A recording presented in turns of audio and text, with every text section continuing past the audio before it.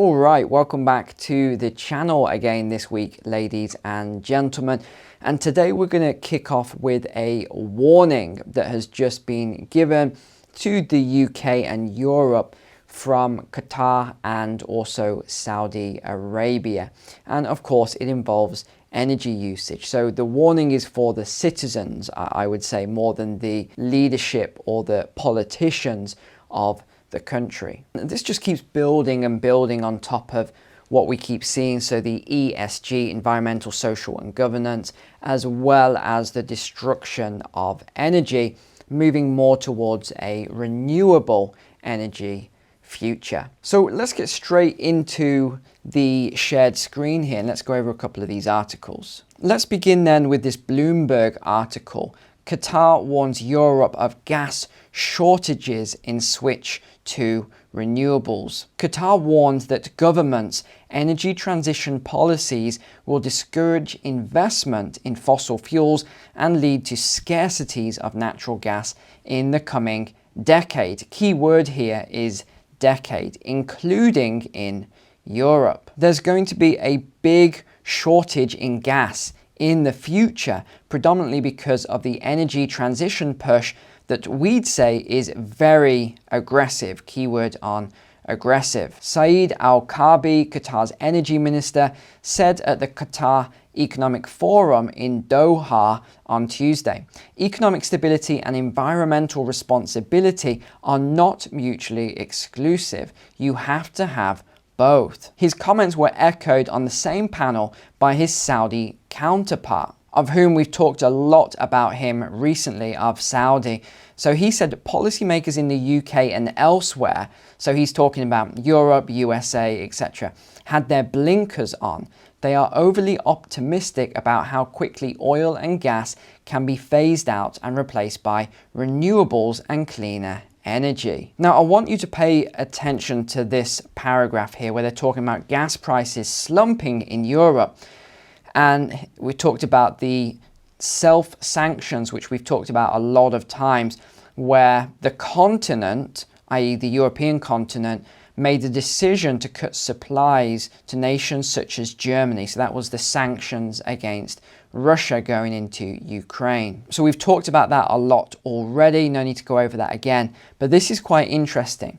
Much of the fall in prices that we've been seeing was down to a warm winter in the northern hemisphere and weak growth in China. Now that's key because if we look at the next paragraph, the only thing that saved humanity and gosh, I didn't even realize that word first time I read it.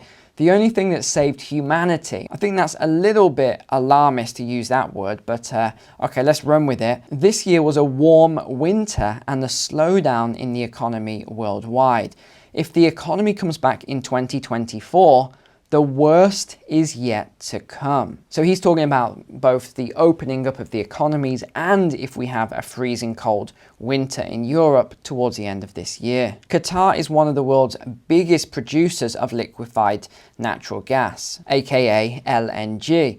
And like many other gas-rich nations, it's investing tens of billions of dollars to boost its capacity. So it's actually increasing from 77 million up to 126 million. And we'll also see why that's interesting in another article, because he's talking about how the demand on gas is expanding or exploding, as was the word used in another article. He goes on to say that we're lining up people to negotiate with. We're so busy. And remember, we've covered why they're so busy and why a lot of these BRICS nations are so busy.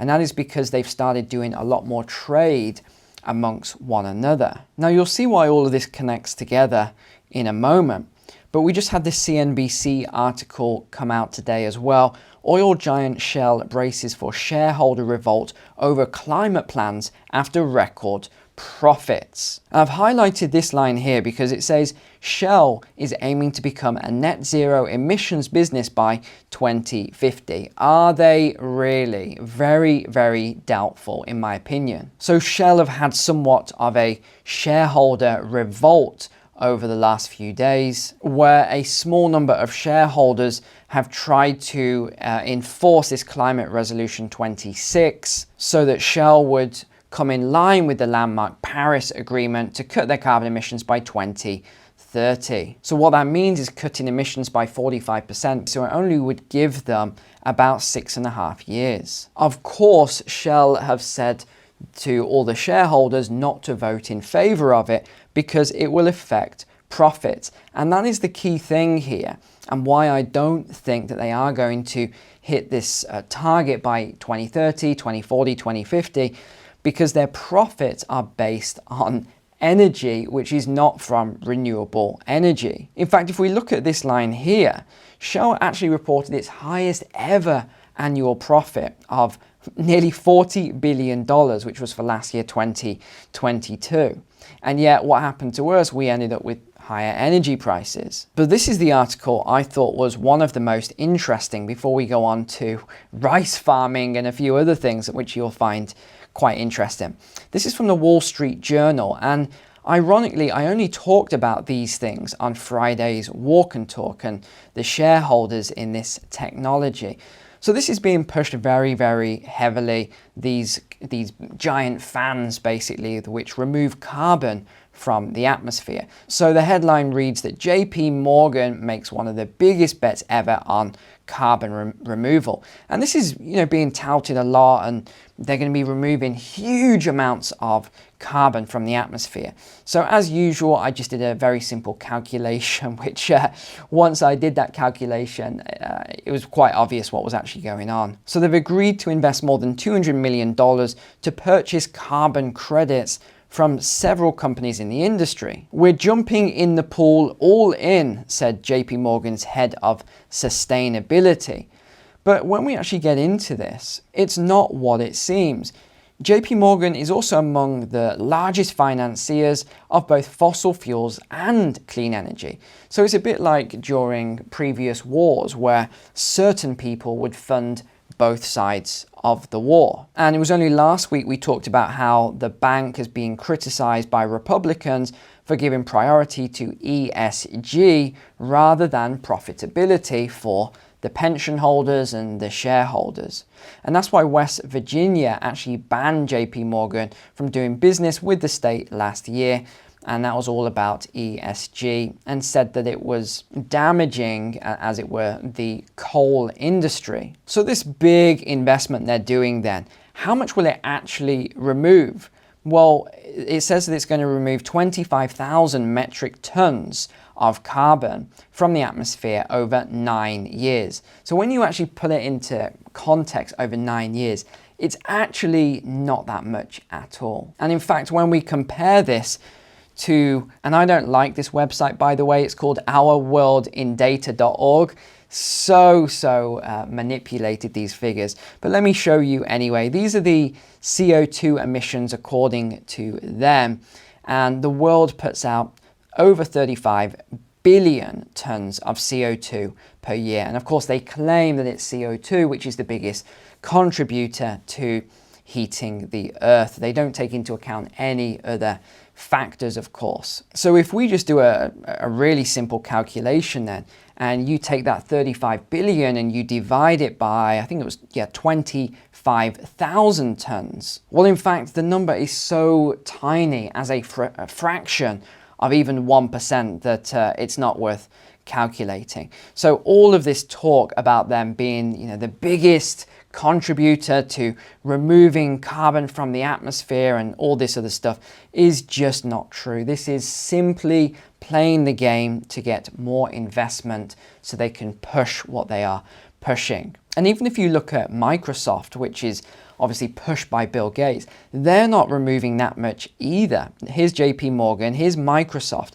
This is nothing compared to actual emissions. And they put out a statement on Microsoft as well. In the sector's largest ever deal, Microsoft said last week it would pay for about 2.8 million tons of removal through this is what made me smile a little bit, wood chip fired power station in Denmark operated by this energy firm. Okay, so let's just look at that a second. So they are going to be removing carbon through using a wood chip fired power station. It just didn't make any sense to me whatsoever. So I had to really dig into this a lot more.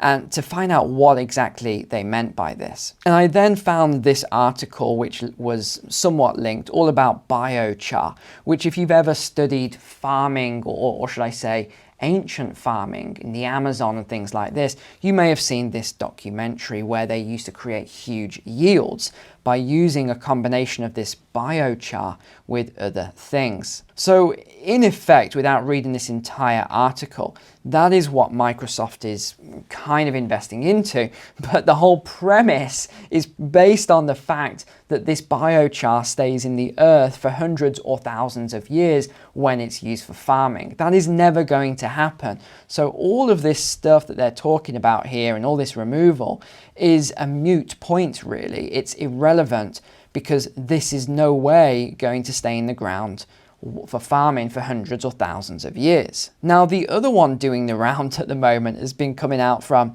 AFP News Agency, and this one is really bizarre. Let's open this up from VOA News. So this one is called How Vietnam is Trying to Stop Rice Warming the Planet. And it's so funny how these stats change every single week depending on what they're talking about.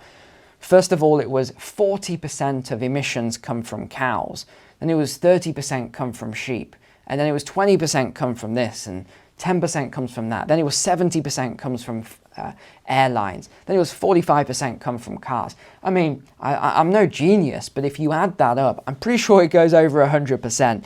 And now they've added another 10% here. 10% comes from rice because it traps 80 times as much heat as carbon dioxide. And their message is rice cannot be ignored. Rice needs to be tackled in order to cut emissions. So a couple of points I've pulled out from this article. Since around 100 countries signed the global methane pledge 2 years ago, agreeing to reduce emissions by 30% from 2020 levels by 2030. That is somewhat of a decrease in emissions. Good luck to them doing that without destroying a lot of the crop. Now, the other thing that was quite ironic was that who didn't sign this bill? China and India. And this is what they'll never tell you on these websites that are completely biased. If we actually scroll down, yes, here it is. So let me open this up for you, and this is as close as I can get to this. But if you look at who emits the most CO2, it's China. It's right there. In fact, if you combined USA, EU and Russia, the next three after China and India, it only just fits into China. So all of this talk about countries like, especially in Europe, I can't even see the UK on here. The square is so tiny that it doesn't even fit. And you have all these tiny countries in these tiny little boxes making these huge cuts. And yet, look at China, look at India, look at Japan, look at Iran, look at these countries here in Asia. And the amounts they produce are multiple times of some of the other Western countries. But of course, it's not popular opinion to say that. And it's interesting because I found in the archives from The Independent, so this goes back to 2018. So this stuff was going on way before I even started tracking it. We're going back 4.5 years here.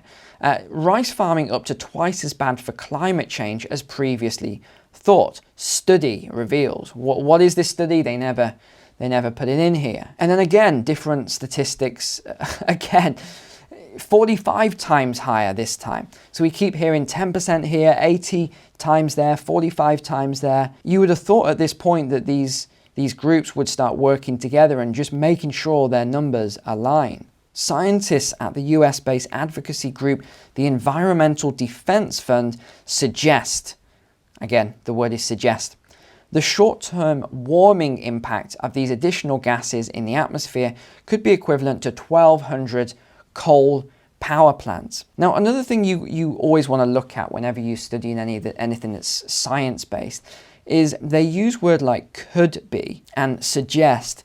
And this is very softening language because it's not a certainty, i.e. they say there's a study, but sometimes they don't publish the study. And that's one of the ways you know the difference between what is an actual fact and what is something that is a lot more loose, shall we say. But I did want to highlight this in this green box here, because this was back in 2018, remember.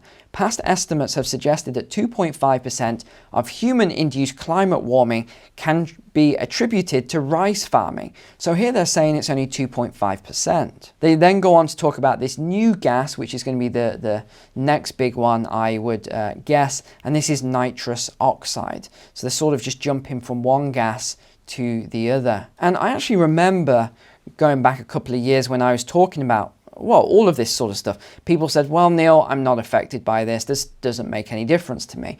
And if you recall, I talked about how Germany would be hit first from the energy decrease. Well, I want to just bring your attention to this article that's just come out again today from Bloomberg.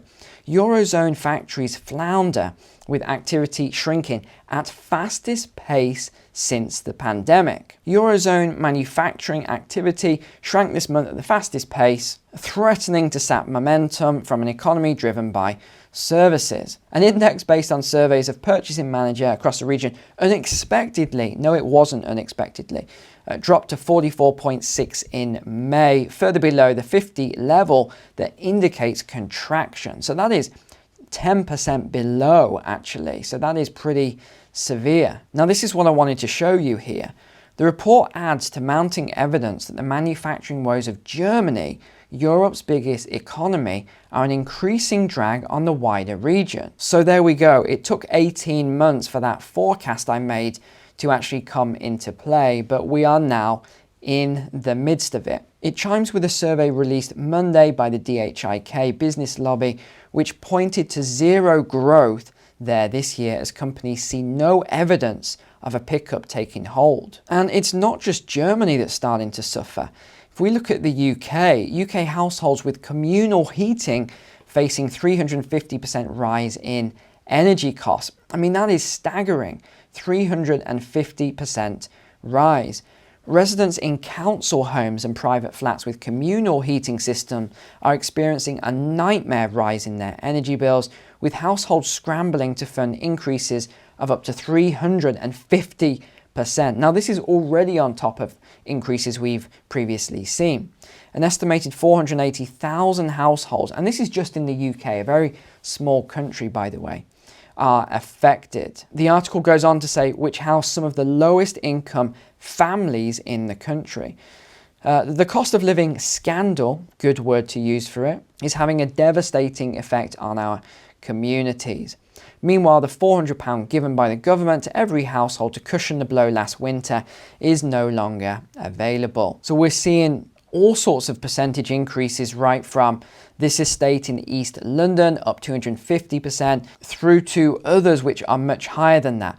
They were told in a letter from the building owner the heating tariff would rise from 2p a kilowatt to 22p. That is absolutely enormous. That is an 11x increase. You know, imagine if you got a 100% increase. That would be bad enough. This is 11x. So how much do some of these residents have to find? They have to find an extra £60 to £76 per week. I mean, that is huge for people who don't have a lot of money in the first place. Tenants in larger flats have been told the combined heating and hot water bill will rise from £959 last year to £4,344 for the financial year ending March 2024, a 350% increase. But not only that, the council adds a 16.5% management cost on the building, including the heating and hot water. So I don't think I need to go on. I think you get the idea of what is happening here. Nothing good at all. So I can understand why these warnings have come out from Qatar and Saudi Arabia, as well as other BRICS nations, to Western leaders about the destruction of energy. But remember, it's not just energy that's being destroyed as we're going through this transition to renewables. It's also a lot of other things. It's food, as we looked at there, where they were talking about rice. But it's livestock, we're seeing that. We're seeing a lot of destruction of a lot of industry, farming and energy. But I'll leave it here for today. Thank you so much for being a subscriber here. Take care, God bless, and I will see you tomorrow.